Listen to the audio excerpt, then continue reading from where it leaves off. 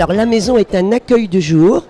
Un accueil de jour, c'est pas un endroit de distribution alimentaire, c'est un accueil qui permet aux personnes en grande précarité de retrouver un lieu pour le lien, pour l'échange et pour l'écoute. Aujourd'hui, vous accueillez quel type de public et combien de personnes ? Alors, 2017, une moyenne de 60 personnes par jour.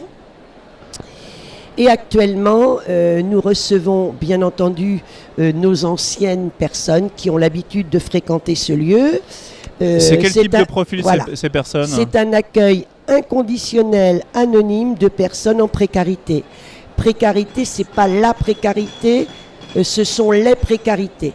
Précarité sociale, précarité financière, culturelle, la solitude, l'isolement. Donc nous avons tout type de personnes, en général quand même à 80% des gens qui n'ont pas de logement, qui sont logés par des amis, qui sont en squat, qui sont en caravane, qui sont en tente. Et la problématique d'aujourd'hui, c'est de 60 personnes de moyenne en 2017, nous sommes passés au plus du double et actuellement c'est environ entre 220 et 270 personnes par jour. Alors à quoi est due cette inflation de public à cause de la crise ou d'autres raisons ? La crise, parce qu'effectivement, il y a beaucoup de jeunes Français qui se retrouvent sans emploi et qui se retrouvent au bout d'un moment à la rue, avec des parcours un peu compliqués au niveau familial, au niveau personnel. Mais nous avons aussi actuellement toutes les personnes migrantes qui arrivent sur Nantes, puisque, comme vous le savez, au niveau des migrants actuellement, il y en a 1200 de recensés sur la place de Nantes, dont à peu près 450-500 au square d'Avier à Nantes. Alors ces gens-là vont frapper à toutes les portes, c'est ça ? Voilà, ces personnes-là, comme elles n'ont pas de lieu pour se nourrir, elles viennent vers toutes les associations qui peuvent les nourrir.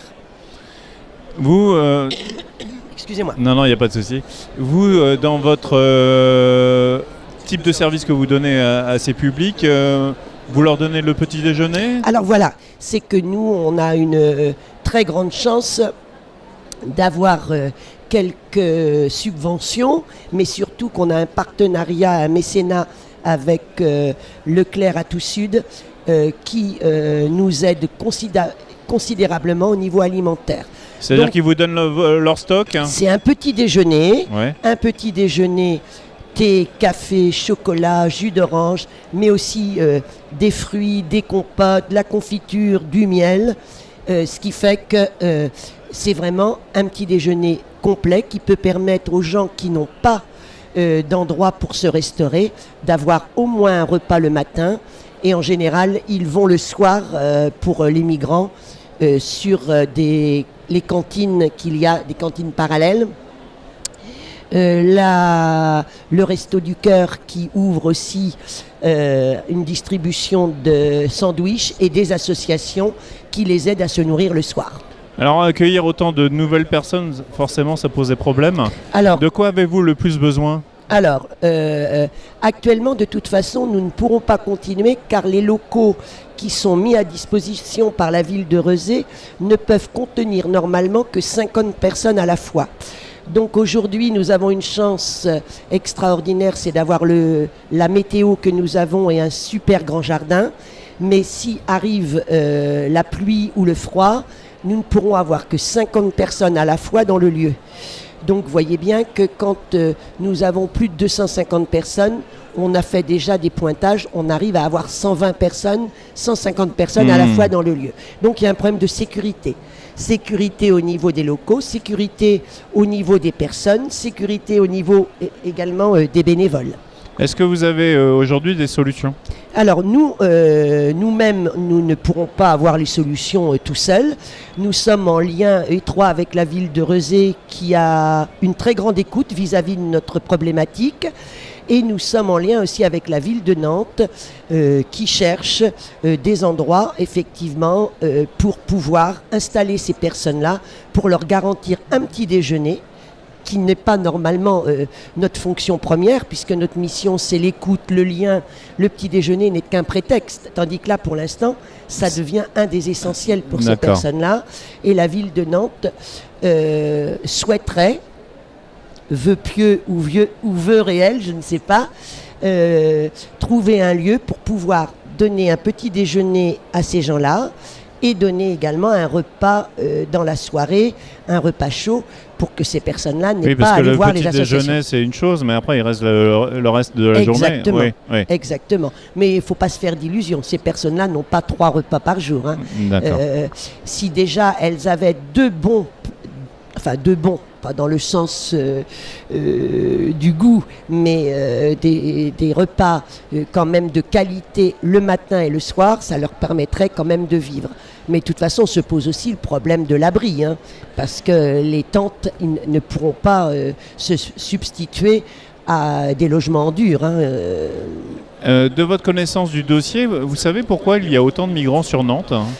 Alors bon, là, je ne ferai pas une analyse complète de la situation. On nous dit que Nantes, il y a 15-20 ans, il y a eu suffisamment de revues Nantes, ville où il fait bon vivre. Nantes, par contre, est la métropole où certaines des villes autour ont quand même une vocation excessivement sociale, et il semblerait qu'il y ait eu appel d'air de certaines villes, et en particulier de la ville de Paris vers Nantes. Et c'est ça aussi qu'il faudrait voir, il faudrait analyser.